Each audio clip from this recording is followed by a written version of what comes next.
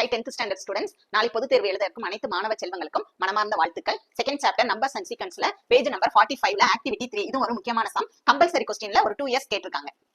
p power 2 into q power 1 into r power 4 into s power 3 equal to 3,15,000. Then find p, q, r and s.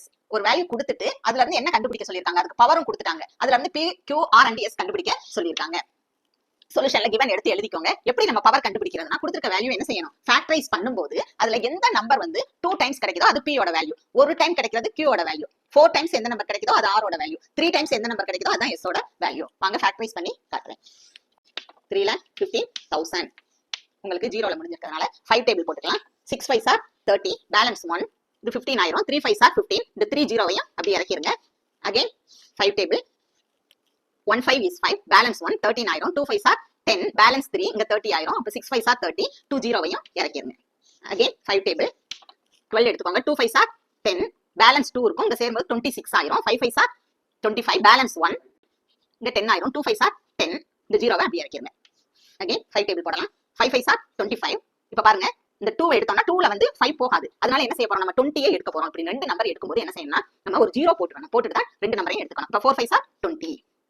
இப்ப பாத்தீங்கன்னா இதுல பாருங்க 5 வந்து 4 times வந்துருச்சு. அப்ப இந்த வேல்யூ ஏதோ முடிஞ்சிருச்சு. அடுத்து பாருங்க இங்க என்னது ஈவன் நம்பர்ல முடிஞ்சிருக்கு. அப்ப 2 டேபிள் போட்டுக்கலாம். 2 2s are 4, பேலன்ஸ் 1, இது 10 ஆயிரும். 5 2s are 10, 2 2s are 4. திரும்ப 2 டேபிள் போட்டுக்கோங்க. 1 2 is 2, 2 2s are 4, பேலன்ஸ் 1, 12 ஆயிரும். 6 2s are 12.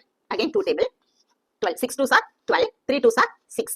இப்ப பாருங்க இங்க என்ன இருக்கு, 2வையும் பாருங்க 3 டைம்ஸ் 1 2 3. இப்ப s பவர் 3 இதுவும் முடிஞ்சிருச்சு. அடுத்து பாருங்க இப்ப 3 டேபிள் போட்டுக்கலாம்.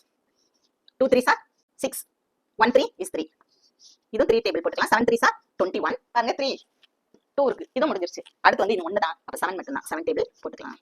7 கிடைச்சிருச்சு. இது மட்டும் கொஞ்சம் பார்த்து போட்டுக்கோங்க.